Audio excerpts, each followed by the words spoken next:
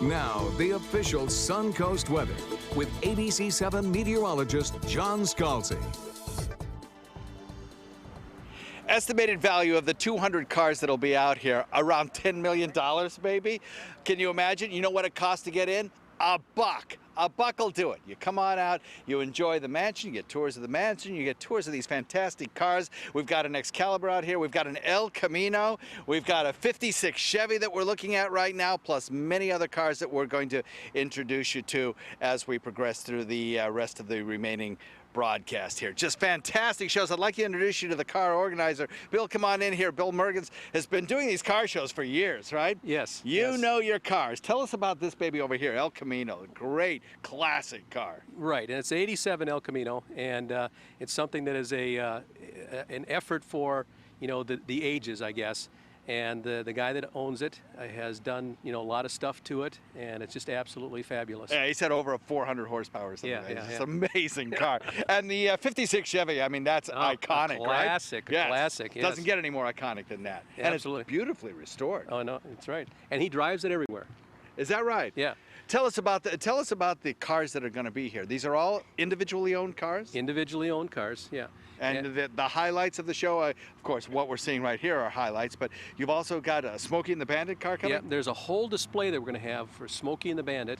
And so they have the sheriff's car out here and some of Burt Reynolds' personal vehicles.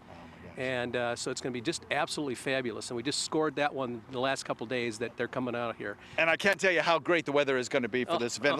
Let's go over that a little bit right now, talk about the weather. As you can look at the current conditions outside, they look pretty comfortable, actually, even now with the temperatures as warm as they are at 83 degrees. The humidity a little bit high right now at 63%, but I'll tell you what, that humidity is going to be reduced as we head into the next 24 hours. 78 degrees in Bradenton Parish, the same. Mayaca City, ditto. Lakewood Ranch at 78, Northport at 79, Inglewood's got 78, Venice 79, Longboat Key at 76, Wauchula 78, Arcadia 78. You get the picture, kind of uniform temperature structure from coast to inland areas.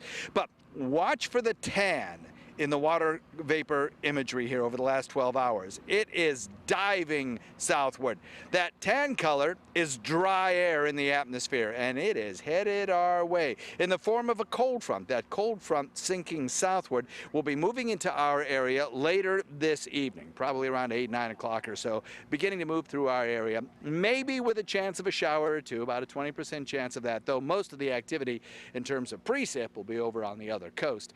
Nevertheless, it'll take a while for that front to clear our area, probably, I'd say by tomorrow morning. That will have sunk far enough south that we'll begin to enjoy the northeasterly wind shift, and we'll start to see some drier, more pleasant weather work its way in. Not that the weather right now isn't just fantastic, but it only gets better. Sun cloud mix for today, shifting winds. Northwest right now will become northeast once that front moves through. And a nice weekend, let me change that. A fantastic weekend shaping up for us.